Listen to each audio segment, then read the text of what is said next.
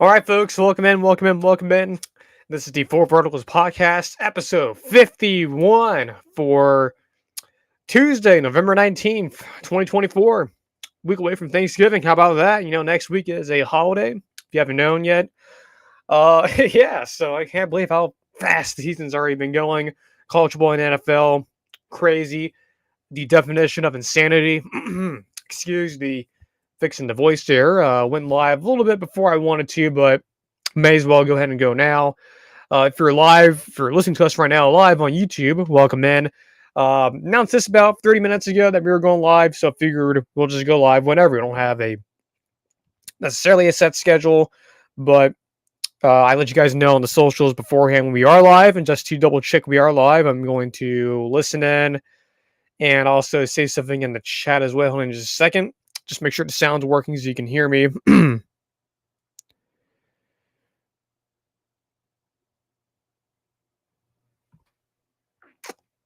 Don't think. We'll check here just to make sure that we are live. Sometimes this happens. Okay, so we are live. Let me just double check, make sure we can. Sometimes we run into some issues of audio. The first time you guys watched the show, we ran into audio issues, but just to double check that we are live. Okay, if you heard some feedback there, just be making sure we were on the air. And also, while we're at it, may as well say something in the live chat just to also confirm that we are on. Hey. Yeah, so just to confirm that we are on. So welcome in. I got full week 12 reaction. Got a couple games I want to talk about. Obviously, it's been a couple days since the games happened, so we won't touch on those that much. We have predictions to go to week 13. Then we'll do, since the Buccaneers didn't play this week, it was an off week. I will do the normal prediction on Thursday. So then we'll be back to business by then. I got a couple of notes here, just some logistical notes, if you will. Since next week is a holiday, it's me have heard of it. If you're in the United States and the 50 states or whatever, it's Thanksgiving. So a lot of you guys are traveling, have places to go to, family to visit, football games to watch. Starting on, technically we have action going on the last week, so we have action going on. Then you have the rivalry games on Thursday. Well, I don't think there's any games on Thursday. On Friday, Black Friday, and then we have Saturday, and then we have the NFL games.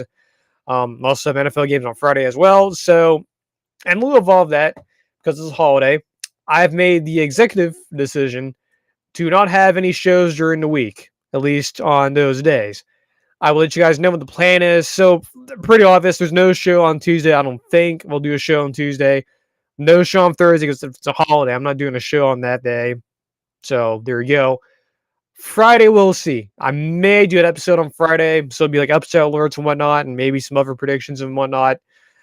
May do a show Saturday night. I may try to do a live show during some of the games. That's something new. I guess we'll have to implement because, at least for a reaction show for week 13, because I can't do a show Tuesday. And I don't know. I guess we'll see. So we'll move some things around, let you guys know on Twitter what the plan is. So I may end up going live on Saturday nights. I'll let you guys know. We'll have some competition because Cover 3 will be on. So like Bud Elliott, Chip Patterson, and Tom Fornelli, they'll be on as well. So both shows will be on. So you have two options if you want. Theirs or mine. So we'll have some competition. Don't feel too good about doing a show then, but we have to do a show somehow. Just because it's a holiday week doesn't mean I won't be skipping any shows. We'll be sure to do this. So I think we'll do a show Saturday. Then I think we'll do a show Friday night. So that Friday evening, I'll be doing a show, or some sort of show, previewing the games on Saturday and then previewing the Buccaneers game that Sunday. So yeah, next week's gonna get a little weird. Then it'll be normal for a couple weeks, and then for the Christmas holidays and the playoff, I have some stuff planned. Maybe some evergreen stuff, like an evergreen show. I may just record something for like a podcast or Spotify exclusive. Maybe we'll see. But yeah, I'll work out some stuff for by then. Again, I'll let you guys know that ahead of time. But yeah, I got some stuff worked out for the Christmas. Well, I'll be away for that, and I'm sure a lot of you guys will be away. So I have have ways to communicate with you guys and whatnot, so it won't be just total radio silence until January comes around. Now the playoff games are finished, and by then I would have seen the Bucks Saints game, final game of the regular season. So again, some weird stuff, weirdness coming here towards the end of the year and beginning of next year. But we'll get through it. We'll get through it, and we have a show to do. So let's start going over some reactions to some games. Again, if you're new here, welcome in. We are on YouTube and on Spotify, so make sure to sub over there. Nothing happens. I don't show up to your house. I don't go to your business. I don't knock on your door and say, "Hey, sign up. Here's a sheet." No, I don't do that. I don't call your phone. I don't send you emails. I don't send you mail. It's completely free. I don't bother you guys. If you want to have the bell icon clicked for notifications, you can do that on YouTube, so you can immediately know when we're live and when videos are being dropped. Though I'm not dropping videos at the moment. Hint, wink, wink. And also be sure to subscribe to the podcast feed on Spotify and follow us on Twitter as well. 4words_pod. For initial reactions. Week 12 reactions is what we're going to move on to. Georgia, Tennessee, final score in this one. Georgia 31, Tennessee 17. Georgia, once again, flexed their muscles. This was a statement game. This was an announcement game for Georgia. It really did feel like if Georgia, in a alternate timeline, hypothetical world, would have lost this game, probably not in the playoff next. I think they're probably done. I think. I don't know for sure, but confidence would have bred they're probably not in the playoff. Maybe as a 3-loss team, but they're not. They're still in the mix. They made an announcement, and I think you saw what happened kind of in the Texas game a little bit. Very similar in terms of scores, final scores. I think that one was like 31-15. This one's 31-17, so sort of the same ballpark. I think this game sort of, for my, at least it reinformed to a lot of people and sort of reaffirmed my stance that the Georgia we saw in the second half of Bama in a game against Texas is the type of Georgia that still exists, regardless of what you saw in the Mississippi State game or the first half of the Bama game. The version of Georgia we saw versus Texas in that powerful, defensive-ridden Georgia that's very physical and a very good offensive team too. When they're not turning the ball over, shocker. We don't turn the ball over 5 times in the game. You win the game and you perform very well. That version of Georgia exists, and I've always fought that. Saw it against Texas. I fought that. Fought it in this one too. They're at home. It was a backs against the wall. All the chips go in. You're in survival mode, and Georgia is in survival mode. And for some of these teams, and this is something that Josh Page brought up many a time, is that when these teams go into November, the month of November now to us as non-coaches and players, November feels like a very short month. With the holidays coming up, they've already been showing Christmas ads. Mariah Carey's out of her freezer now, or whatever, iceberg or whatever. So for us, everything is kind of coming at us really quickly, but it feels short because it's holidays and whatnot. We're all distracted. But if you're a college football coach or player, it's a long month. It's a long month, and you can get clipped. Teams who have not reached this mountain before, especially now with the 12-team playoff, some new teams will be in. It's going to be difficult because a lot of teams have not been there before. We saw it with BYU this past week against Kansas. Shocker, no, right? FanDuel, almost as if the folks over in Vegas knew something, right? I'm not going to touch on BYU until later on when we do Week 13 predictions, but they were a 2.5-point favorite for a reason, and they lost. So, But for Georgia, for programs who have been there, they've been there before. Regardless of what the record is and what you think of them, they've been there before. Kirby Smart's not an idiot. He's not stupid. Carson Beck didn't get stupid overnight, nor did Mike Bobo. They performed at the level to where they're capable of, and they did it against a team that has not been there necessarily in Tennessee. So that's kind of the short end of it. I mean, it's a team that's been in this realm before in November as in the playoff race versus a team that has not been there in the playoff race, and they being Tennessee. But for Georgia, Carson Beck looked good. Offensively, I think did some things. Again, it's amazing what happens when you don't turn the ball over and when your receivers are catching the football and Carson Beck running the football. What's up with that? Carson Beck turned into Johnny Manziel. Or, it turned into him last Saturday. What's up with that? But Atmosphere was great, by the way. I wasn't at the game. There was a blackout. Georgia didn't wear the black jerseys. Thought they would have, but they didn't. Kind of disappointed a little bit. A little disappointed. Thought they would have brought them out, but maybe they didn't want the PTSD from Bama '07 or not '07, Bama 2008. But they have worn before recently, so I don't know why they didn't bring them out. Weird. But, yeah, so technically it was an unofficial blackout. At least the fans wore black. Good atmosphere. I know I wasn't, again, at the game. I know Josh Pate was there, and he mentioned how good of an atmosphere it is. Atmosphere it was up there at St. Stadium, which, by the way, when it was the old SEC East, this is one of the things I didn't like about the divisions part, is that a lot of these teams like Georgia would get forward to them the conference schedule they were given, and they didn't have for a while a lot of big home games. When Florida was doing well under Dan Mullen, those games were here in Jacksonville. So that was really the only time Georgia would have had a major opponent was when they played UF or when they played Bama in Atlanta or when they went to LSU a couple, actually one time. So like Tennessee, for example, was not very good even when they came to Athens. Those teams weren't typically very good. So realistically, I like for one example, only time when like Georgia had a big game at home was Notre Dame 2019. So it's been a while now. Up until recently, of course, Tennessee a few times this past weekend and a couple years ago is when they had big games at home, and then next year they'll have Bama. So those opportunities will come now because of the conference. We'll have Texas there next year as well because of no divisions and conference alignment. But atmosphere was good. Thought the presentation overall was pretty good on the TV side. Kirk, Chris, Holly Rowe. He also had Peter Herbstreit on game day. Cool to see him carrying on Ben's legacy.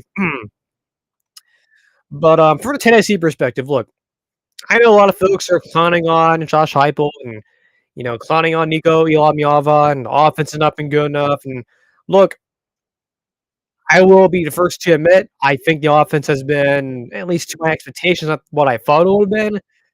But you also got to hang the hat on Tennessee as well.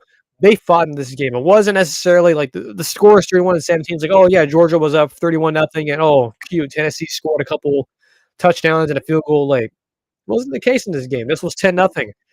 Tennessee was very much so in control of this game, and Georgia, with their leadership on the coaching staff and with some of the players, what they're capable of doing, and Carson Beck, they were able to overcome that late deficiency and were able to take control of the game late. So I give credit to Tennessee. I thought they fought. I thought defensively did some stuff in the first half of the game. I think offensively they had opportunities there. I think Nico played a lot better than he did uh, when lost to Arkansas, and then they had some other performances throughout the year. So I think he looked better. This is probably his best road game outside of the Oklahoma game, but then again, that's not really saying much because both of those performances weren't as good. Like they were okay, but not really that good. I'm still not selling stock on him. I think eventually you will see Nico and this offense get a lot better. I don't know if you'll see it this year. Defensively, I think it's as good as it's ever been under Josh Heupel. Kind of a shame. They're probably going to end up wasting it because the offense has not been good enough. So at least good enough where they have been. But Tennessee's still very much still alive in this. And they're 8-2. It's a little bit different than Texas that we will get to later. In terms of with being a 2-loss team, or even 3-loss or I guess for both teams, we could be 2-loss teams. But Tennessee, the only thing they have versus Texas is their strength of schedule is a lot better. They have wins over that win over Bama is going to carry them a lot. I think without that win, clearly Tennessee may not be in the playoff, but still, though, I mean, even regardless of the playoff stuff and whatnot, look, I know Tennessee fans are frustrated. I know they're mad. I know they're upset. It's like that line, and I'll move on here to a different game, to more games. You have still a lot of show left here, or show left here. It's like the line from Indiana Jones, right? In Last Crusade, where at the beginning of the movie, you see young Indiana Jones, River Phoenix, who I think passed away after that movie came out, sadly.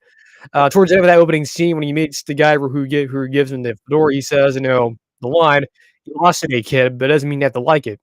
That's my stance of Tennessee. Just because you lost this past weekend doesn't mean you have to like it.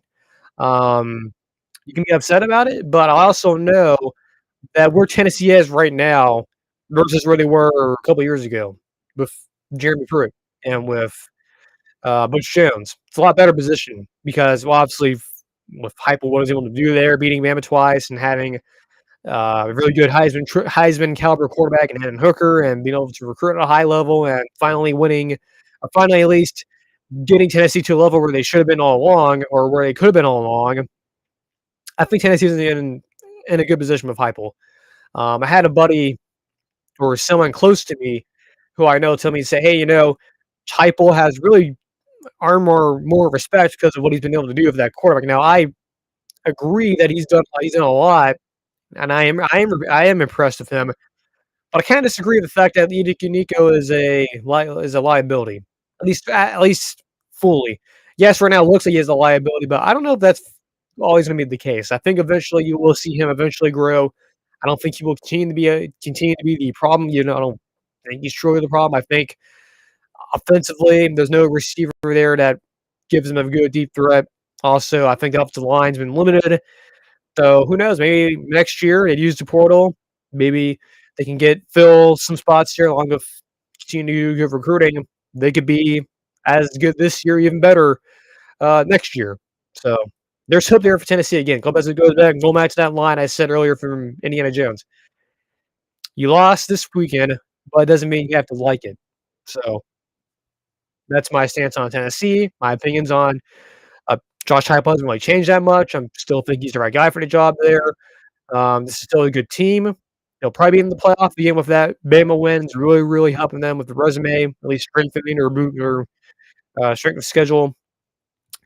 And we'll see what happens. They play. What do they play this week? I should know this, but I don't for some reason. But I'm pretty sure I have it on good authority. If I check the old schedule here, they do have Vanderbilt coming up, and they play UTEP. That's what they play.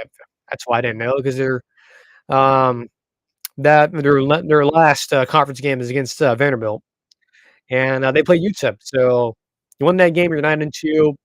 Let's just say for purposes, you beat Vanderbilt 10-2 with a win over Bama and a win over a surging Florida team. All of a sudden, or maybe not all of a sudden, you're probably in the playoffs. So congrats to Tennessee on that. Even though, again, you didn't win, but doesn't mean you have to like it. I think there's some hope there still for Tennessee to have a good year and for Heupel to continue to build this program out. Very excited. Very excited to see where this goes for Tennessee, even though they lost this weekend. I'm always wanted to go to a Georgia game, by the way. I've always never been there, never really been to any of these big college games at all, which is kind of weird, even though I'm a college football show. But I never actually been to any of these games. Hope to change that one day. One of these days I will get out there and we'll hopefully maybe one of these days we'll do a show from hotel room or whatever, like some people do in the industry, but who knows? I say all that to say let's move on.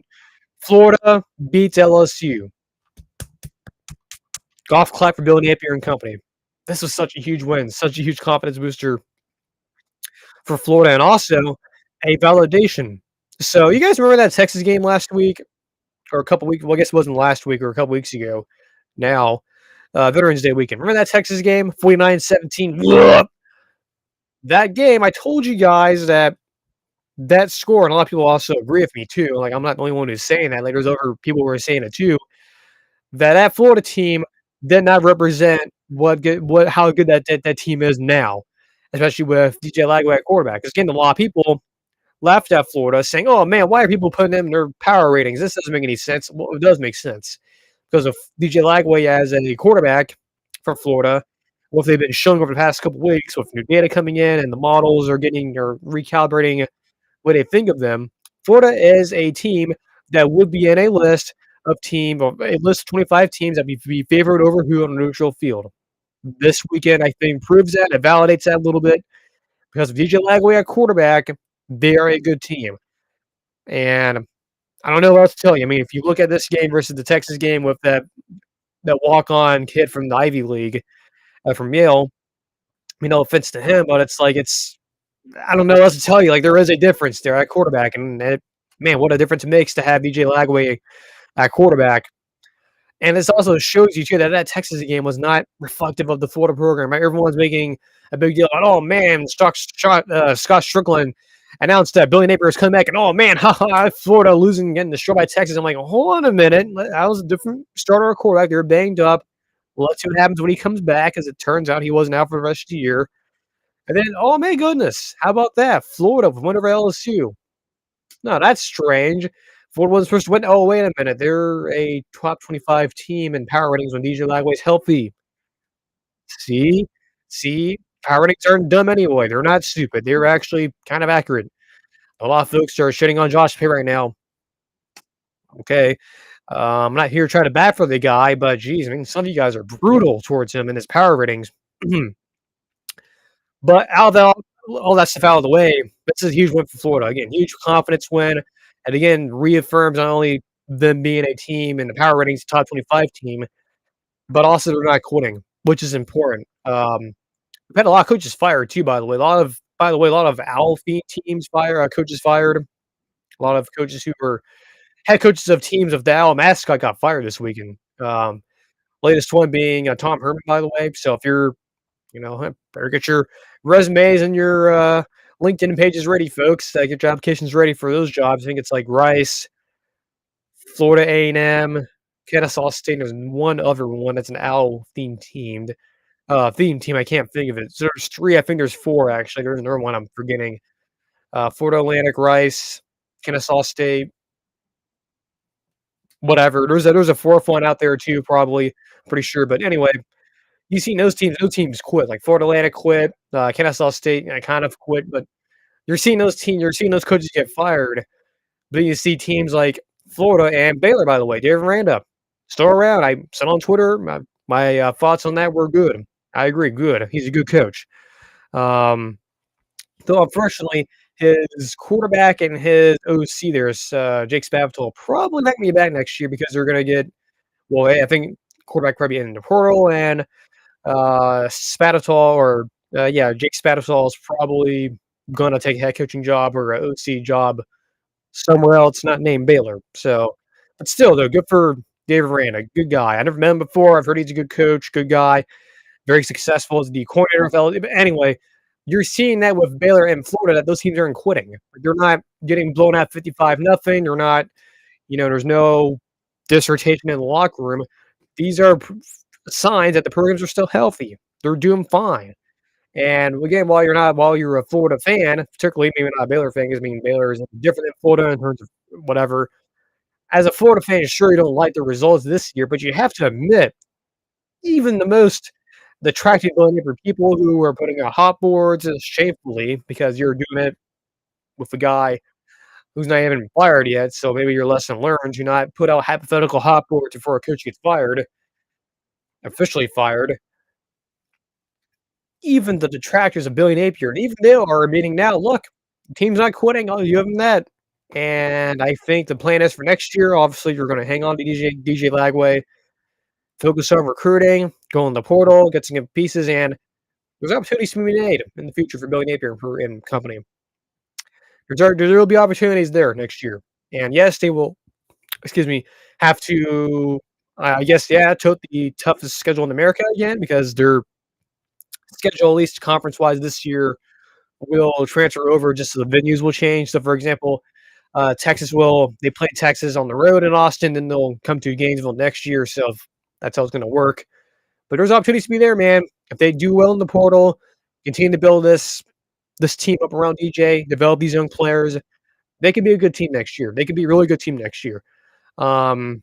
Atmosphere there was good too. The Florida fan base showed up despite the fact that everyone's trying to tell me they're checked out, but they're not. They're one win away from being eligible. How about that?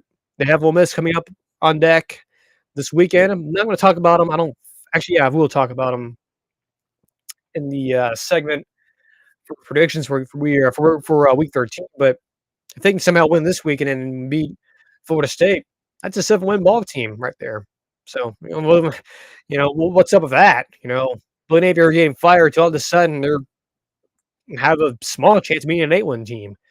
So, yeah, crazy how college ball can work sometimes when you actually give a coach and a team to grow throughout the season, right? The whole 12 versions of a team every single, regular season.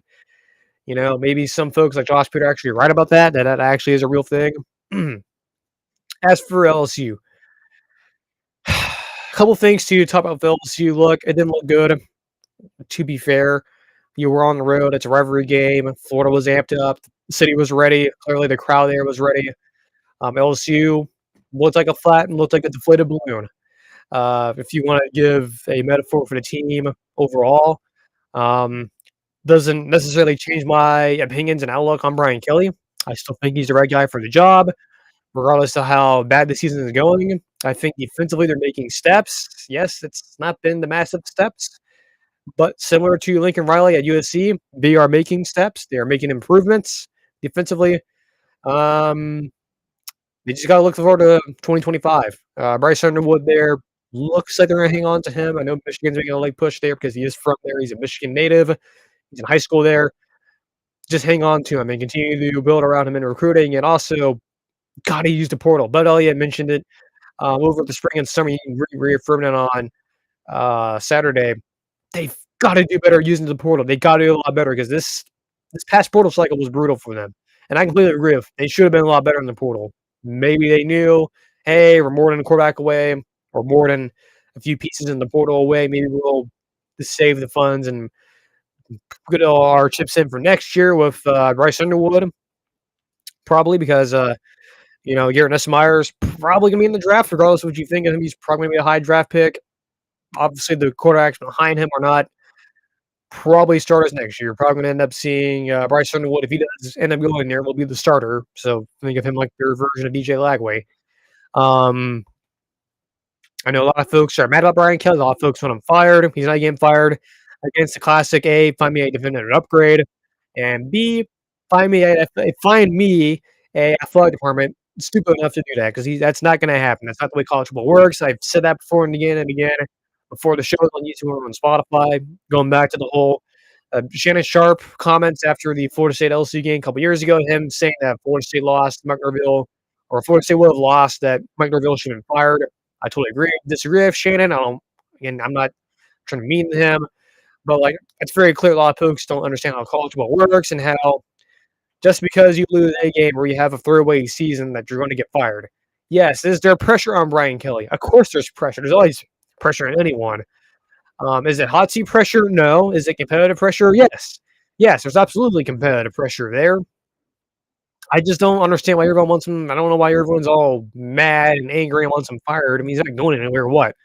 You lose the game, is he all of a sudden you're going to get using a trap doors and a pop underneath Brian Kelly's chair in his room, in his office? Is that going to happen? Okay, cool. Go find me a better upgrade and find me a athletic department that's not smart enough and kind of, to be frank, pretty stupid. Don't usually call out athletic departments like that, but anyone who think any athletic department who would do that is pretty dumb. And I don't think the folks over there are dumb. They're pretty smart over at LSU. Have that on good authority. They are pretty smart. So, look, my opinion on Brian Kelly's not changed. I think this LSU team they should have focus on 2025. Start looking in the portal and just hope you hang on to Bryce Underwood because he is, for all intents and purposes, he is the guy that you want to hang on to, and he is going to be a quarterback that you really kind of hope you can hang on to, and you can find a way to keep him because Michigan is going to be a very hot commodity for him. If you don't know why, go look at Michigan's current record and the situation that Sherrone Moore finds himself in. Now, he's not getting fired, but I am very concerned about him and that staff going forward. But anyway, so that to say, go for Florida, go for Bill Napier. Again, sort of validates my thoughts on them as a team. Now, I think the power ratings currently we're with BJ at the starter are completely being validated right now, and LSU just focused on 2025. At least for them, the 2025 season has already probably began for them. Or has it began or begun? I don't think it really matters. Real quick here, Wisconsin, Oregon. Hey, maybe my first of all, the final score in this one was 13. Was it 13-16, I believe? 13-16. Double check here. Yeah, 13-16. Hey, maybe my mentioned this on Thursday's show about because again on the upset alerts when you're new here, we do those on Thursday. Thought this game was a code green, but I mentioned the reverse psychology method. It kind of worked, didn't it? Almost like I spoke into existence. Oregon hasn't had a bye week since before the Ohio State game, so it's been almost a month ago. They've had to cross multiple time zones. You probably know all of this stuff and the reasoning behind why they didn't play as well as they were past few weeks, which is understandable. Again, a lot of folks cringe at that. A lot of the NFL types, especially NFL types and professional types, hate when people bring up, "Oh man, travel is a really important thing." Well, it mattered this weekend, didn't it? Going multiple time zones or traveling over multiple time zones over several weeks has an impact on you. Again, I understand the NFL world's a lot different, but in the college world, especially in football, it doesn't kinda matter. Again, the NFL types cringe at it. I don't know why, but they do. Um, it matters. That was a factor this weekend. And for Wisconsin, like Josh Payne mentioned, so they reaffirmed it was Wisconsin's Super Bowl moment. Sure, they didn't win it. By the way, Phil Longo was fired. So yeah, that's from the if you're gonna go from the Wisconsin side there, I'll touch on it just a second. But for Oregon, survive in advance. So they have a bye week, and then they stay on the West Coast. They play Washington, so they get rewarded with a bye week, and they play the rivalry game. Defensively, pretty good. I know offensively it was sloppy, but man, there was a couple times where Oregon made some crucial plays. Dylan Gabriel certainly saved him a couple times, and those are one of those games. Again, it's a Super Bowl mode. It's late in the season again. Teams where they haven't necessarily been there, especially where newer-ish staffs like Dave Lanning staff there who have not been in this realm before, where they're undefeated team, number one team in the country. The air gets a laugh thinner, right? It's like you're, I use the analogy of teams in takeoff mode. Well, Oregon's been in takeoff mode, and they're, at cruising altitude, but there's always turbulence. If you've been on flights before, I'm pretty sure a lot of you have, unless you just don't like flying. But when you're up in cruising altitude, a lot of times there's turbulence. Perfectly normal. It's whether or not you navigate those turbulence goes a long way, making your flight smooth. That's working right now. They had some turbulence this past week. You know, you got through it. You have a bye week. Got Washington coming up. Probably going to finish the season undefeated. Regular season, you'll be in Indianapolis for all intents and purposes. I think they already are there. They're just waiting to see who's going to be there. So, which is probably going to be Ohio State. Oh, I spoiled my prediction for Ohio State, Indiana. I don't think it's much of a spoiler, but anyway, we'll touch on that game later. But for Wisconsin, you're close, man. You're so close. Watched this game a little bit because I had Tennessee and Georgia on for a little bit, and I made this the primary game because it ended up being a pretty good game. Again, Phil Longo's out as OC. Makes sense to me. Just didn't work. They tried Tanner Mordecai last year, the SMU transfer. Uh, Tyler Van Dyke, great, she didn't have a full season, so we'll never really know what it would have been like. But to be honest with you, it wasn't going very well when he was at quarterback anyway before he got hurt.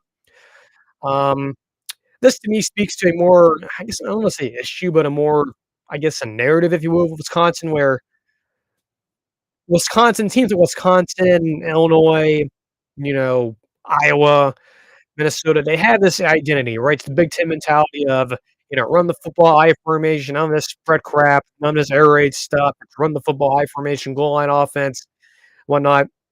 And Wisconsin is one of those teams that traditionally has done that. Nothing wrong with that. You can have your certain stances. I have my own thoughts on that. I think something that has limited programs like a Wisconsin, like an Iowa, Kirk Ferentz, Brian Ferentz, and son there last year.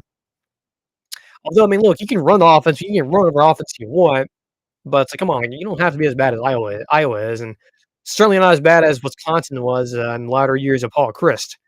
I thought when they hired Phil Longo, I thought it was a decent hire. I thought it was a nice change up, go more spread concepts and adding in some different stuff there, more modernizing offense.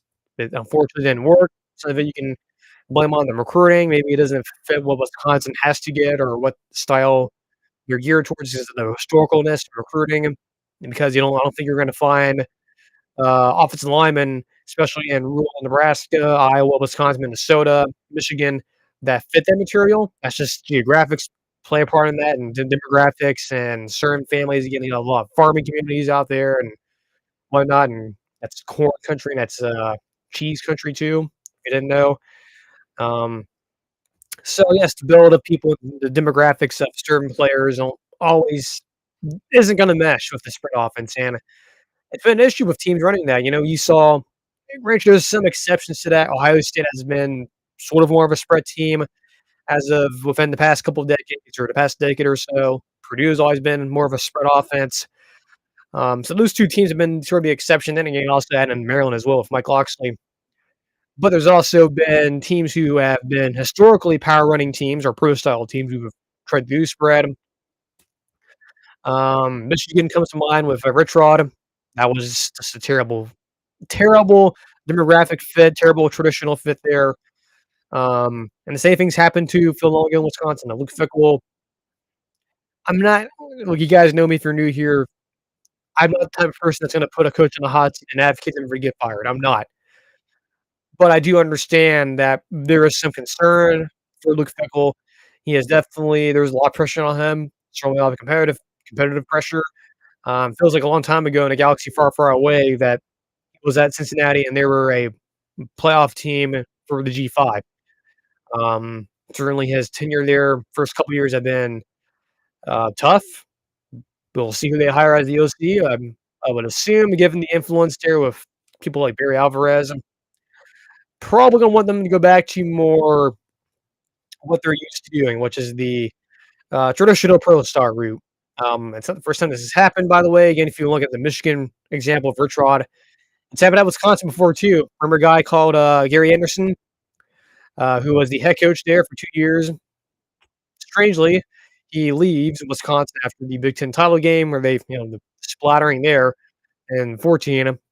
He goes off to, I believe was it Utah State or Oregon? Oregon State, I don't remember. It was one of those two. But Gary Anderson left. He didn't leave. He basically got fired. Let's just be real. Because, like I just mentioned, he was doing what Luke Fickell tried to do, which is doing the modernizing more spread stuff, and Gary Anderson tried to do that as public. This is public stuff, by the way. It's not like stuff I'm like revealing to you from like unnamed sources. But yeah, Gary Anderson back 10 years ago, he got fired. That's what happened. He didn't leave.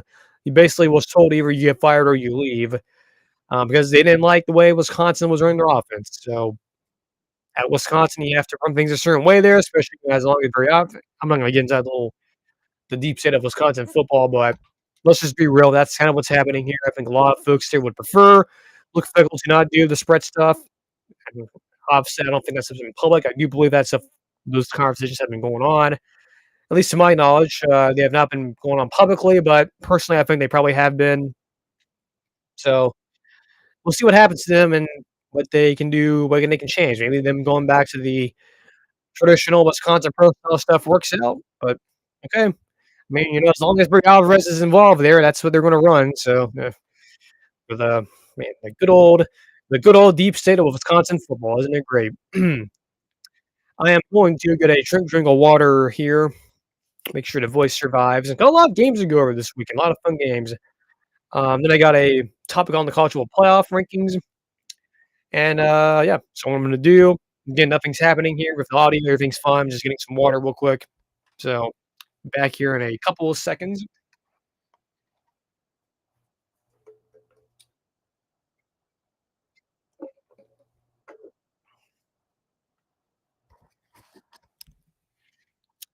We've been live for almost 40 minutes, which is pretty interesting. So again, if you're listening to this on the replay on Spotify, it doesn't really matter. But if you're live, which is not many of you, hopefully someday we will have a lot of numbers. But I think the more and more we get more popular, we get ourselves out there, I think more and more people will be willing to join us in the YouTube live. But I know a lot of you guys traditionally have been watching or listening to us on Spotify, so at least we're doing good numbers over there, at least somewhat good numbers. But it's just a way of being a fairly new podcast, right? We're about 51 episodes in. Well, this is episode 51, so you know, yeah, it's not the easiest thing to grab an audience, but you got to start somehow. And I think we're eventually going to grow. We'll see. It's going to take some time, but that's why we're only 51 episodes in. So week 13 predictions are. Let me start over with that. We are live. So again, if you're listening to this on replay, doesn't matter. I don't know where I was going with that. Okay, 3, 2, 1. Week 13 predictions are finally going to start after a retake there. Here we go. Week 13 predictions. First game up, BYU, Arizona State. This is the game. Huge game in Big 12. Has Big 12 championship game appearance opportunities here for Arizona State and potentially BYU as well. Of course, BYU lost to Kansas last week. Shocker, right? As a 2.5 point dog. You losing the game is not that shocking. So you are, for all intents and purposes, some people say perp I, but I don't do that because I think that's kind of strange. Putting I on the end of words, making them plural. But look, that's your world, not mine. Listen, Josh, if you're listening to this, being Josh Pape, I don't disagree with everything. I agree with a lot of things you say, but I disagree with your whole stance on adding an I to everything and to certain word I to certain words, making them plural. But anyway, speaking of Josh Pape, he will be at this game. BYU, Arizona State. Arizona State is a 3.5 point favorite. No shock here, especially if you follow power ratings. This makes total sense to you. If you don't follow power ratings, this doesn't make any sense because it's like, wait a minute, this is a BYU team that is 9-1 versus a 7-2 or 8-2. I think it was 8-2 actually. Arizona State and BYU's not favored. Well, follow power ratings, you know.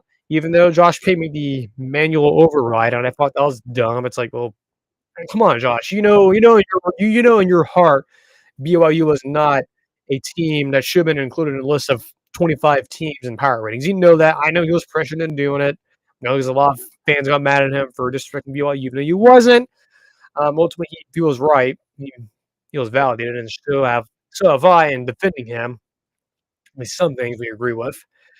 But yeah, the power ratings world, this makes sense. Arizona State in the power ratings world should be favored. It's at home. Arizona State to me has been a team that's been surging a lot. Kenny Dillingham, by the way, Pete mentioned this too back on maybe on a couple shows ago, maybe on Sunday's show. Dillingham has done a fantastic job there. He really has. I mean, it's amazing just to know that Arizona State a couple years ago under the regime uh, of when Herm Edwards, former NFL head coach, was there when he left the program. At least the mess it was in. At least the mess it was in when he left.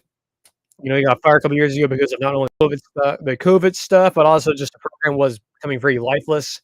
Jane Daniels leaving and some other. It's a whole thing. It's out there. You can find videos on it. But just know it was a mess there. Herm Edwards was like, I'm gonna call him stupid, but he was he the way he ran that thing operationally, Herm Edwards, was pretty idiotic, and let's just call it what it is. It was idiotic. It was stupid. I mean, heck, I could have probably done a better job than he did. Probably not. That's a little too harsh on Herm. He's not a bad person, but man, some of the stuff just procedurally and the way he was handling things over there was just dumb. A lot of dumb. Like Tom Fornelli's quote he uses, or line he uses, dumb, dumb, dumb, dumb, dumb. But Kate Dillingham comes in and then he inherited a mess. Sort of like, Pete used the SMU metaphor, which is kind of overused a little bit because everyone has watched Pony Excess, right? It's on Disney Plus, by the way, if you haven't noticed. But the other comparison you could use, though, it's a little bit different in terms of situation, like how it happened, but sort of like what happened when James Franklin / Bill O'Brien inherited Penn State, right? Penn State, of course, off the field issues. Both of those guys came in at different times. They did a pretty good job. Bill O'Brien, the first couple years, and then Franklin comes in as the official, more permanent replacement. Does a fantastic job there. Properly rated coach. So Kelly Dillingham is doing a fantastic job there. He's a young coach. One of the youngest. I believe he is the youngest coach, I believe. It's either him or Ryan Walters at Purdue. Although I don't think Ryan Walters is going to be there much longer. Not trying to be mean, but I don't think he'll be around much longer, Walters, but at Purdue. But just what Kenny Dillingham's able to do there. And 1 year in Rancho, he's not doing it with Jaden Rashada because Jaden Rashada, the former Florida commit, Goes over to Arizona State, leaves there, goes to Georgia. Everyone thinks, "Oh man, they're Arizona State. What's going to happen at quarterback?" Well, there's a kid, and Sam Levitt. Watch Cover 3 and Bud Elliott, you would have known that Bud and something until he was getting, and I think Peyton mentioned this as well back in the spring, that it was turning out that Sam Levitt was actually turning out to be a better player. Rashada was struggling, he wasn't developing as quickly as they wanted him to. So to me, it was okay.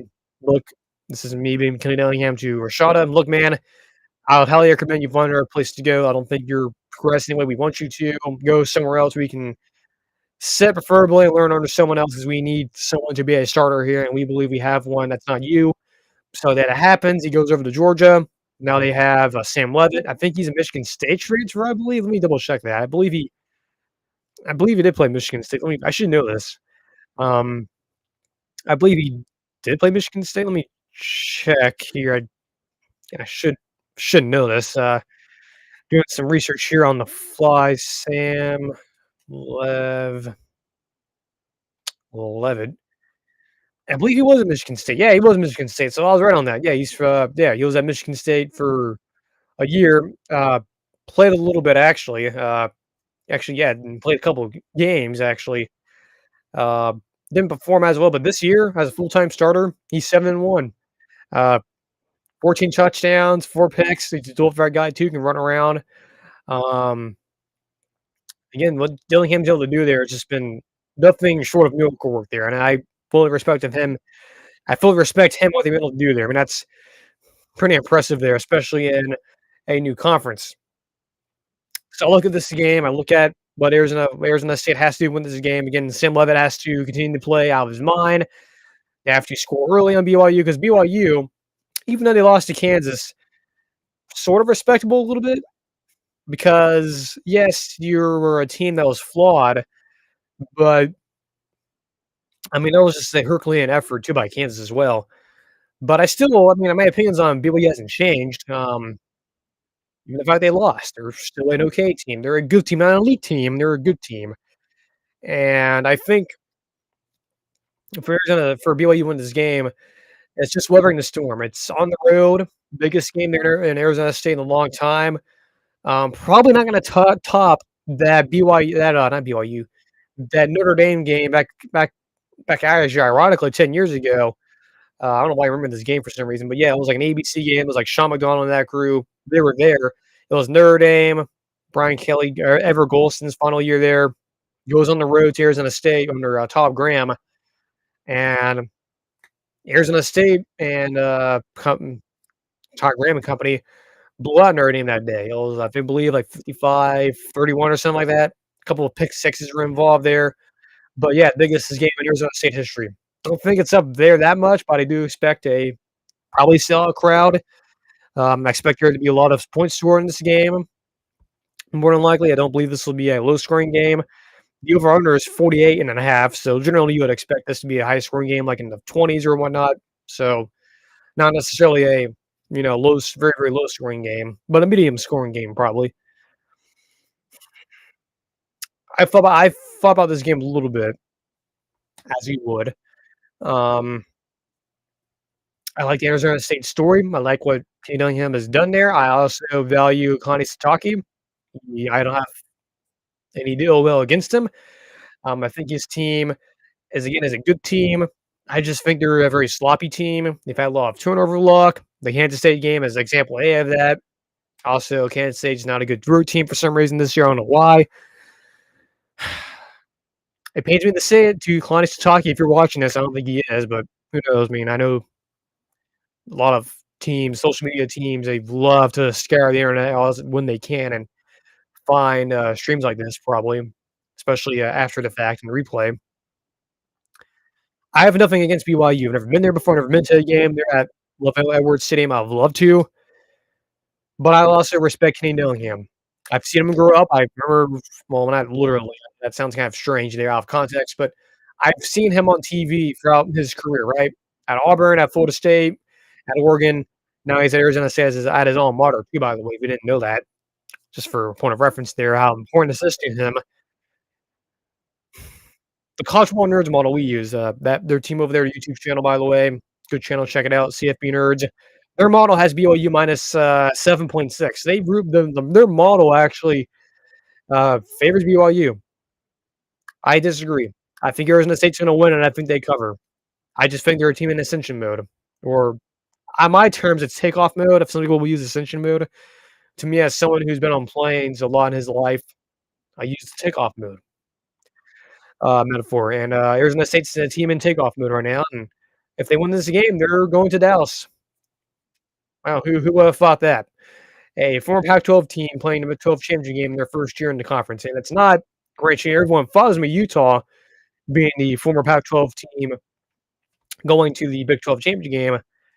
It may end up being two of them, but not one of them is Utah. Arizona State, Colorado. Imagine telling yourself that back in the spring and summer. Like how your mind would melt knowing that. But yeah, I love Arizona State when I think they cover. Florida, Ole Miss. This game. Let me check and see what time this game is. I don't think this is a 3:30 game. I don't know. Let me double. I think this is a 3:30 game actually. Now that I think about it. Let me double check here. Again, I should know this. Yeah, so it is noon kickoff in Gainesville. So this is a new kickoff on ABC. Bob was choosing Greg McElroy. Mike McGrath will be there as well. Sean McDonald not calling the game, so it's Bob was choosing this time as a substitute. Kind of interested to see what's happening there. What's up with that? This is an interesting game to me. Again, just talked about Florida a little bit ago. According to FanDuel, by the way, this is where the lines are coming from. So BYU being a minus 3.5 point dog. That line's from FanDuel. Again, don't advocate you guys for gambling or betting. If you don't want to, you don't have to. Again, this is using this for prediction reasons, just to get the gauge of what Vegas thinks. So Ole Miss is favored by 10.5.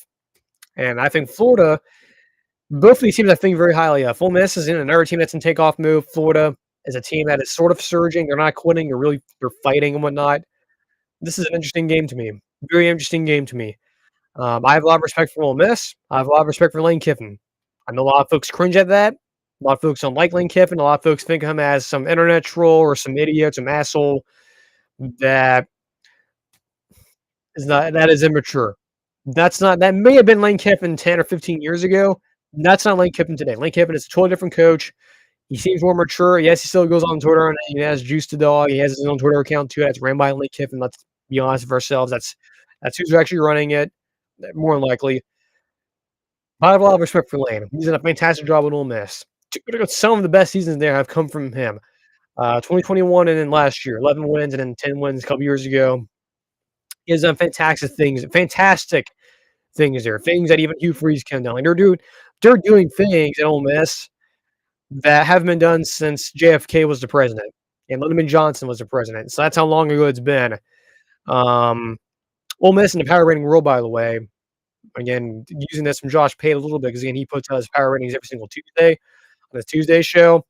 Totally agree. I think Ole Miss being a top 5-ish team in the power ratings world makes sense. And as you will see in a minute, or well, not really see, but here in a minute, the college football nerds model totally agrees with that. I also have a lot of respect for Florida as well.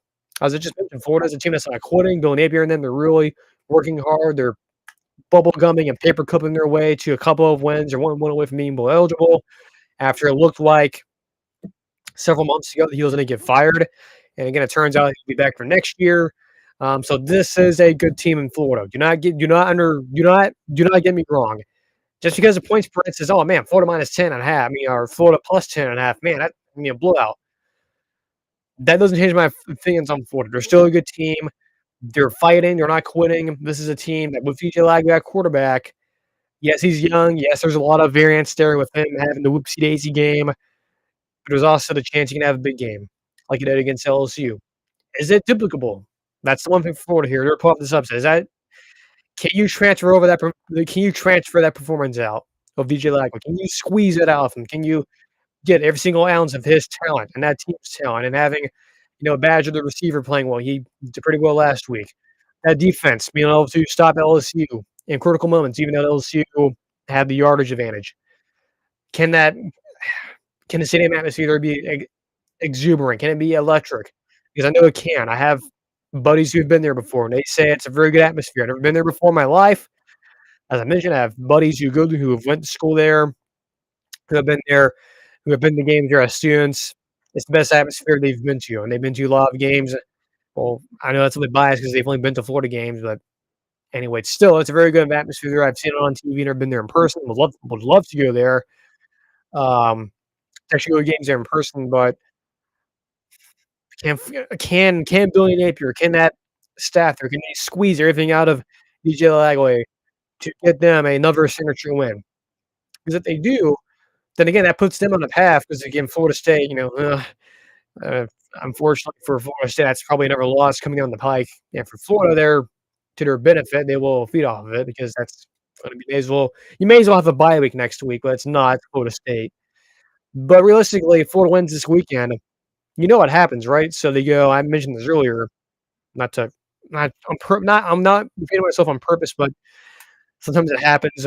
You know what's going to happen, right? So if Florida wins this weekend, there's 6 wins. Win next week, win the bowl game, 8-5, going into a season where yet again we're touting another tough schedule, but you have DJ Lagway, who's a year older, a year wiser. You go in the portal, get more pieces around him, build towards him, and then Florida could automatically be a team everyone's picking to potentially be a playoff team next year. So this is one of those games to help sort of bridge that momentum. Again, it's all there for you. You have the home environment. It's Ben Hill Griffin Stadium. It's one of the toughest places to play when the team's good. It's a tough environment. It's actually going to be a little bit cooler in Florida, so the weather impact won't be as difficult. The Florida weather, because it's actually going to get pretty cold here in Jacksonville too, starting this Thursday. Actually, we actually have a front moving in tonight. It'll be raining later. You need to know all that, but I also respect Ole Miss as well, and how much of a team I respect them. They're in takeoff mode. Jackson Dart's playing out of his mind. Their offense is playing out of their mind. Their defense is also playing pretty well while it's running on. I mean, this is the reason why you went in the portal and got those guys. Guys in the portal like Nolan from Texas A&M. As much as I respect Florida, as much as I respect Billy Napier, as much as I have confidence in them and I feel really good about them, I like Ole Miss here. And as you go to the model, College Football Nerds model, they have Ole Miss as a 24.8 favorite. So they love Ole Miss, and that's definitely reflective of the power ratings. And I agree. I think Ole Miss is going to win. I think they cover. But I am keeping an eye on this game. I'm very concerned for Ole Miss too. So just because I say Ole Miss is going to win, they cover, and College Football Nerds model says that Ole Miss should be 24.8 favorites, I still have some concern. It's a road game. It's a look-ahead spot. Kind of. I mean, this is probably the last time you're going to see Ole Miss. I don't think anyone's watching that Egg Bowl, probably. So they're going to go dark again. Because just for instance, um, they're probably not going to be in Atlanta. They're probably not going to be in the SEC championship game. By the way, too, there's a website that is available to you. It's the Tiebreaker website. I think Brandon Marcel's mentioned it. Bud Elliott mentioned it. Bud Elliott mentioned it on the Saturday show, I believe. He's the one of the guys on Cover 3, by the way, if you didn't know that, or if you don't know. It's the it's the bball.notnothing.net, and there's a tab there for football and has like all the situations for conference tiebreaker scenarios, like a little calculator. And apparently the SEC league office is using this too, by the way, according to the rumors going around. And there's really no scenario for Ole Miss to get in. So realistically, this is the last time a lot of people are going to see them. I know I said that about the Georgia game. Now with Florida winning, I think a lot of folks are more tied into this game. So more than likely, all intents and purposes, last time you're probably going to see Ole Miss to a large extent. Sickos will watch an Egg Bowl just out of enjoyment, or maybe if you're a sadistic too. So you'll watch the Egg Bowl, but generally most of the public, this is the last time you'll see them until I don't know when. Probably the playoff, I'd imagine. Because again, they're gonna go dark after next Thursday, or next Friday, because you don't play on conference championship weekend more than likely. So yeah, this is it probably for Florida. I mean, for Ole Miss, at least on the national stage, to make a statement. I think because of that, I think they win. I think they cover. Again, I'm still watching this game. I'm somewhat concerned here. Again, I also respect Florida. I also respect DJ Lagway. and I also definitely respect Billy Napier. So,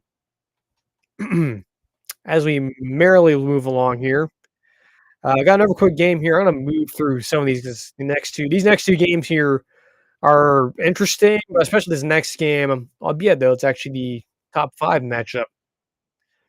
Don't know if I'm gonna bother talking about it a whole lot, but this one I will talk about. Texas A&M Auburn. You know what the spread is? You guess?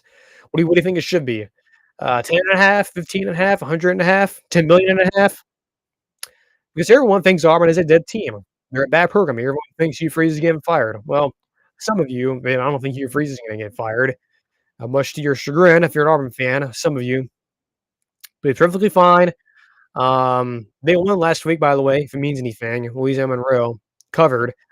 When some of you wrongly thought Louisiana Monroe would keep that game close. Hmm. Hmm. Interesting. That person should not be named. Maybe they already have been named on this show. If you know, you know. But anyway, Auburn did win last week, finally, against Louisiana Monroe. So they won. They covered. Take that for what it's worth. Kim Coleman, by the way, finally had a big game. So even though he's been behind his fellow classmates in that 2024 class, being Jeremiah Smith and Ronnie Williams, finally had a big game.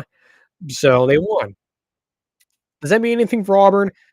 Well, it means something to the spread because if you still think, because I haven't revealed this yet, though if you've been paying attention, you probably know by now, Texas A&M is a 2.5-point favorite. Does that shock you at all? I think it does. I think a lot of you, 'cause I know a lot of you guys, and trust me, if this was me 5 years ago and didn't pay attention to this type, didn't like pay attention closely like this, I would have thought the same thing and been like, wait a minute, Auburn's not that good. But Texas A&M should have blown them out. No. Um, this is a trap game for Texas A&M. As much as I hate to say it, as much as I, you know, uh, kind of think that is not a trap game, it kind of is. It's on the road. It's at Auburn. It's a place historically it's been tough. Auburn. Again, I keep coming back to Josh Pate's little, I don't know, I guess his little mention months ago about him believing Auburn had a chance to win a game they're not supposed to, or at least win a game that a lot of people think they weren't going to win. I just have a sneaking suspicion maybe he's right about that still, because this would be one of those games, right? Texas A&M top 10-ish team, won the playoff mix. It's a trap game. It's at Jerry Harris Stadium. Auburn won a game last week against Louisiana Monroe. Congrats. So, is it momentum? Can you harness that? Can Hugh Freeze and company harness that energy and squeeze all that energy as much as they can in their last home game of the year? I don't know. It's a dangerous spot for Texas A&M because they get Texas next week, their biggest home game of the year. I know a lot of folks believe it was Notre Dame or LSU. We all know it's not. We all know it's Texas. We all know it's where every game it's back. By the way, it's a 7:30 kickoff on ABC. So Kristen Kirk and I guess Peter Herbstreit will be there as well. The dog will be back there again for the third time. This concerns you for Texas A&M. I'm very concerned. As much as again, you look at Auburn, you don't think they're really good. It's Hugh Freeze, man. Even they may not win the game, I expect it to be somewhat close. Somewhat close. I mean, the spread's 2.5 for a reason. I'm not going to necessarily pick them to win the game, Auburn, but I think some things that there's a path for Auburn to win this game. And of course, part of it's A&M looking ahead. It's a trip up spot for them. It's rarefied air for Texas A&M. I know the joke under Jimbo and mostly under Kevin Sumlin too was, oh man, it's Texas A&M in November. Ha ha, they'll find a way to lose. Can Texas A&M right that wrong?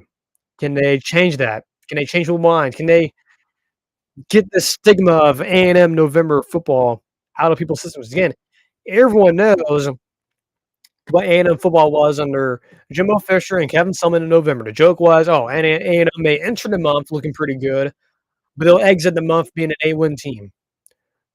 I don't think so, at least not in this game.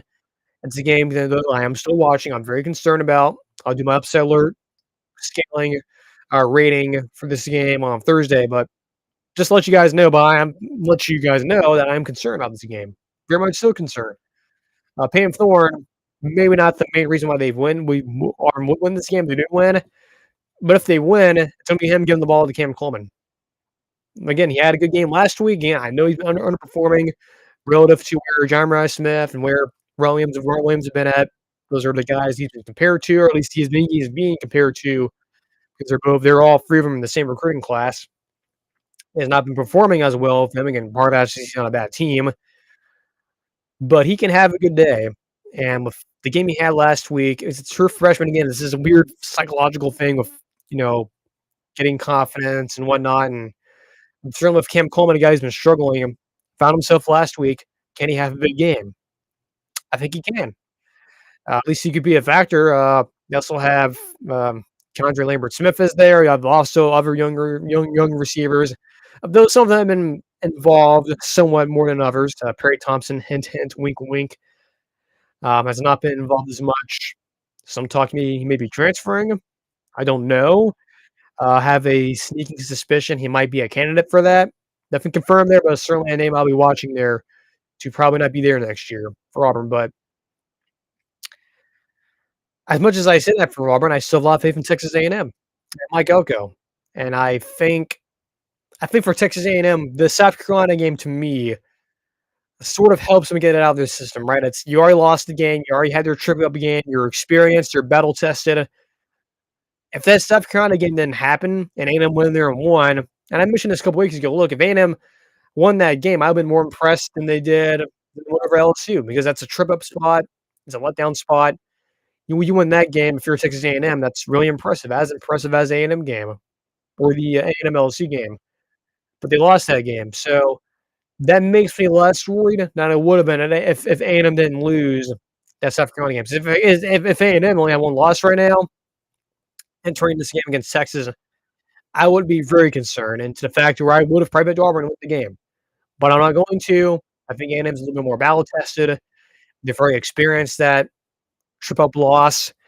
And I think they're also focused too about, and I pretty sure they've been told too, hey, be careful. Auburn's a 2.5 point dog. Just be careful. Ooh, Jaron Harris, whoa, spooky. So I feel good about Texas A&M. I think they'll win. I think they slightly cover, but I'm still concerned. Very much so concerned. Again, it's Hugh Freeze and Payne Thorne can easily have a big game. Coleman can have a big game. Charles Hunter can have a big game. That Auburn defensive line can have a big game too. So it's not impossible. Not to mention too, Marcel Reed. He has struggled on the road at times this year. This could be another one as well. But again, go back to the South Carolina game. You're battle tested if you're Texas A&M. So you know what it's like to enter a game where you're going to be challenged. Again, just because Auburn's a terrible team. Sort of like Florida a little bit too. Just because the record may indicate they're a bad team doesn't mean you're necessarily a bad team. Now for Auburn, yes, they are one of the worst teams in the SEC. But even the worst team in the SEC, Mississippi State, can be competitive against Georgia. So it's not impossible to think that. So I like Texas A&M to win. I like them to cover. By the way, the college football nerds spread I kind of agree with. It's minus 6.2 for A&M, so that's kind of the ballpark. So I'm gonna go with college football nerds model. I think Texas A&M will win by cover, but I think they cover, but it's still a close game. So yeah, just pay attention to that game. Again, I'll talk more about it again probably on Thursday when I do the upset alerts. One last game here. It's Indiana, Ohio State. So I already mentioned it earlier. I love Ohio State to win this game. The spread is high for a reason, being 12.5. College football nerds, by the way, is Ohio State minus 10.8. It's a little bit lower, a little bit closer, but I like Ohio State here. Talent-wise, a very, very massive gap. Quarterback, eh, maybe close. Curtis Work's been pretty good fairly good for Indiana, so there's maybe an advantage there. But elsewhere, a lot of disadvantages for Indiana, a lot. It's going to take a lot for them to pull off an upset if they were. If they were to, it's Curtis Work putting on the Superman cape and, going back to the old, Christopher Reeve movies where he would go to the phone booth and come out and, man, it's a different guy. How about that? Even though it looks like Christopher Reeve still. The audience knows that, but the people in the Superman universe didn't know that. But that's what's going to take for Indiana to win this game. It's Curtis Work having a big game. Coach Sinetti putting together a really good game plan. I just don't really see an avenue for Ohio State to lose this game. It's at home. It's just this game to me feels a lot like when Michigan State went there back in 2021. Michigan State was a one-loss team. They lost to Purdue a couple weeks before that. They beat Michigan. That was the Kenneth Walker team. Ironically, that was Payton Thorne too. Though I do believe that Curtis Work is way better than Payton Thorne. But we all remember that game too. It was a splattering, total destruction of Michigan State. Just embarrassing. Definitely one of the games too that sort of got the ball rolling on Mel Tucker getting fired. If you want to look at a certain game where they got started on, I guess you can look at that one. That to me is the same vibe. So I love Ohio State to win big. I think this is a game too where you could see uh, uh, Quinshon Judkins and Trayvon Henderson having a big game too. That's a game where both of them can flex their muscles a little bit. Certainly can have a big game. And two, also for Indiana, yes, they're a top 5 team currently in the playoff rankings, and they would be in the playoff if it started today, but it doesn't start today.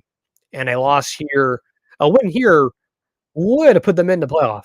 So this is, and all in terms of purposes, I know it sounds weird because, you know, Indiana's undefeated team. It's like, oh man, it's already an elimination game, but it's a 12 team playoff. Josh, what do you mean? Well, going back to the whole strength of schedule thing, we'll talk about that actually in our last segment.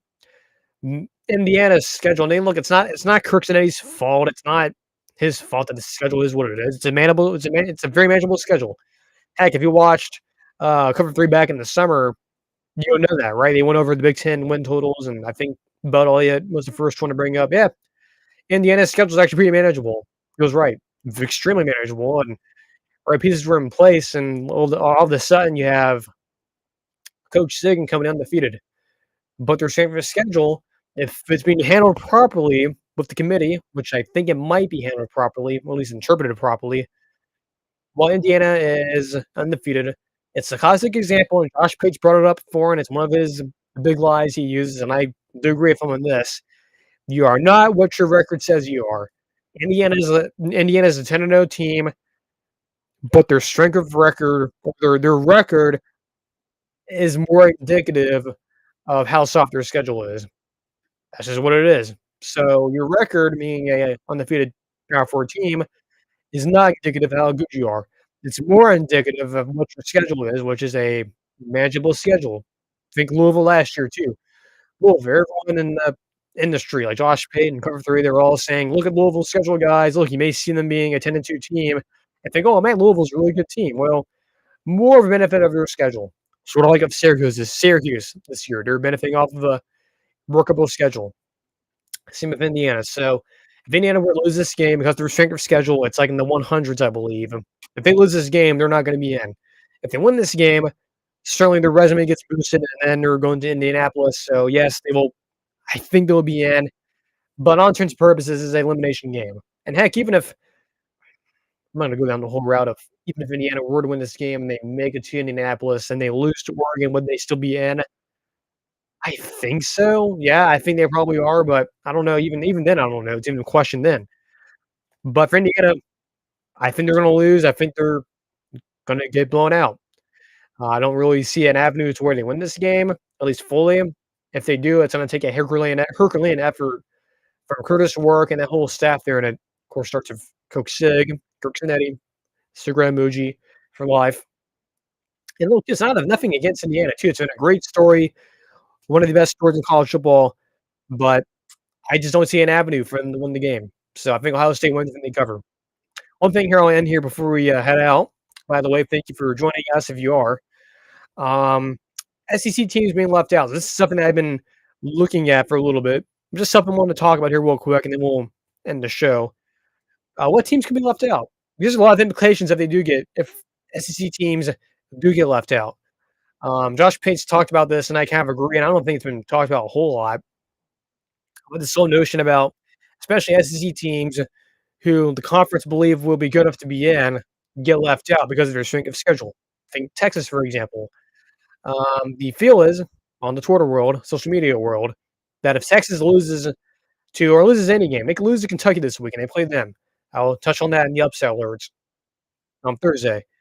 Texas loses a game, whether it be one of Texas A&M or Kentucky, probably Texas A&M. If they lose and they're 10-2, Texas is not in the playoff. You're asking yourself, "Well, Josh, what do you mean? Like, that's insane. Like, Texas is a good team." Yes, they are a good team, but their strength of schedule sucks. It's awful. They're not conference. Yes, I know it's not their fault that Michigan and Jerome Moore have been an absolute disaster or just a mess, but it's their schedule. They have to play it, and unfortunately, in the strength of schedule world, it's not good enough. Um, Again, it's not their fault that it is what it is. It's also, I mean, I guess it is kind of their. I mean, I guess it is their fault that they lost to the best team on their schedule so far, which is Georgia. They lost, and they look pretty bad doing it. So their best wins so far, by the way, are Vanderbilt, and I guess Vanderbilt, Florida. But then again, Florida was about DJ Lagway. So if you're using the power ratings method here, that it's kind of makes you wonder if that's the real Florida team or just it's the classic me and my shadow, right? If it's a real Florida team or if it's just Florida shadow. Um, Texas A&M is their best opportunity to get a huge win here, boost their resume, and if they lose that game, the assumption is they're out. And if they are out, why is there still an implication here? Well, you're making it sound like the world's gonna end. Well, you have to understand, and Paige brought this up a lot, and I don't think a lot of folks realize this. 12-team playoff is going to go forward for this year, next year, and then we don't know. That's true. That's out there. That's public knowledge that it's a 2-year contract. Afterwards, we don't know. So what I think he's signaling, what Josh Pate's signaling, what I think a lot of folks in the industry are recognizing here is that if an SEC team gets left out, like a team like Texas, right? Big brand, whatnot, good enough record though against a situation where you're not what your record says you are. It's you're more benefiting off of a manageable schedule, and the toughest games you've played so far, you lost. Being would be hypothetically Texas here being losing to A&M and Georgia, two of the toughest games on your schedule. If an SEC team like Texas gets left out, this whole thing about the Big Ten, the SEC forming an alliance and them splintering, them sort of taking the remnants of them and they're making their own playoff, which by the way is a real thing. That could happen. That's been well reported by people like Dennis Dodd and a lot of other, Matt Zenitz over there at 24/7 and various other people as well reported it. Brandon Barcelo. Of course, Pates talked about it as well, and guys on Cover 3 mentioned it. That's going to happen. Like, I don't know what to tell you. Like, if an SEC team gets left out, like Texas, they're not going to stand for it. The SEC will not stand for it. The Big Ten wouldn't stand for it. Well, their teams too. So they're going to use that as leverage to just say, hey, give you guys a double bird. We're going to create our own playoff. We're going to create basically an NFC, AFC situation where it's the SEC and the Big Ten have their own little playoff. The Big 12 and the ACC are just going to form their own playoff too, and they're going to create literally NFL Junior. So what I'm trying to tell you guys is that, yes, Texas will be left out if they lose to A&M. Them being left out is going to have a lot of consequences not seen on the field. Yes, they'll have consequences on the field because Texas will be out of the playoff. But big picture stuff here is more important. And it's going to unfortunately create a pretty massive shift in the way we view college athletics, which is basically creating a NFL junior scenario where, again, you're having basically the NFC, AFC, and the NFL. Josh Pates talked about it numerous times over the past year. I also agree with him. I'm sure he's going to talk about it again tonight because he literally put out like a tweet, a full-on thread, I think last night. I don't know what mood he was in, but I don't know if he's heard something or whatnot, but he's been very vocal about this SEC Big Ten splinter off from the NCAA, and they create their own playoff thing. Again, that's not just him saying that; it's other people have been saying it too. So I'm just preparing you guys for it. I don't like it. I think it's stupid. It makes me sad that we're entering a model to where the NFL and college are going to be very, very mirroring of each other, and it's going to be strange to see. So hopefully,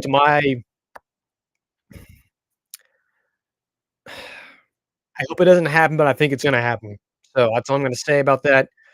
Um, sort of implications for an SEC team being left out. I think there will be. I think it'll be Texas, South Carolina.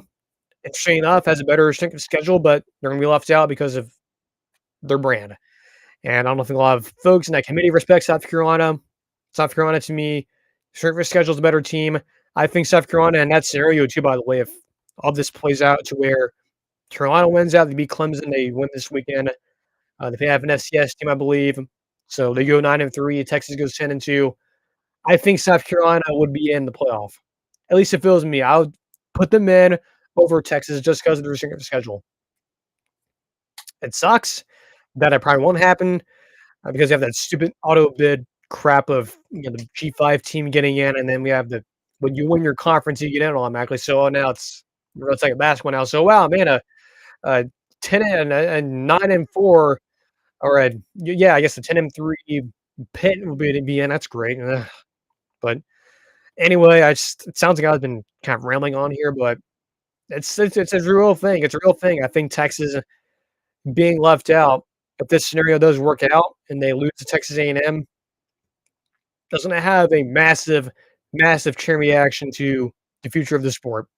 And that would be the Big Ten, the SEC taking their ball home and saying, "Fine, we'll do this ourselves. If you guys want to play a 10-2 SEC team and with that sticker on their helmet, being the SEC logo, you're disrespecting it. Well, they're basically going to say, 'Fuck you, screw off.' We're going to go take our own ball. We're going to go home and we're going to have our own playoff, and we'll change the landscape of the sport." I know, folks will say that's not going to happen, but trust me, it's inevitable. It's like a bulldozer moving at us at 2 miles per hour. We can see it coming, but I'm worried about it. I know a lot of folks, especially in the pro league, will be like, "Oh man, you guys are running over nothing. We've been doing this for over 100 years." Well, good for you. Been doing it for over 100 years.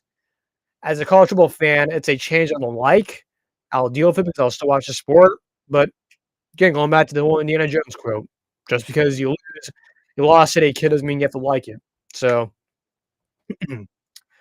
that's it for the show. I think the voice is starting to go out just a little bit, but I had to get this finished. I've been going for well over an hour. So we'll be back Thursday. I'll let you guys know throughout the week what my plan's going to be for next week, how we're going to deal with it. Again, I think we're going to go live on Sunday. I think we'll go live on Monday night, I believe, or maybe Friday or something. Well, yeah, probably Friday of next week. But anyway, I'll let you guys know when we cross that bridge and we get there. But again, thank you guys so much for tuning in. If you are live again, follow us on social media, on Twitter. Make sure you sub to the podcast feed and make sure you sub to YouTube, like the streams. Make sure you give us a 5-star review in the podcast feed world. Again, we'll be back on Thursday. So until then, enjoy the rest of your Tuesday. If you're watching this live or you're listening to us on replay or on Spotify, doesn't matter. But whenever you're watching this, enjoy the rest of your day. We'll see you Thursday. Until then, take care, and we'll see you guys on Thursday.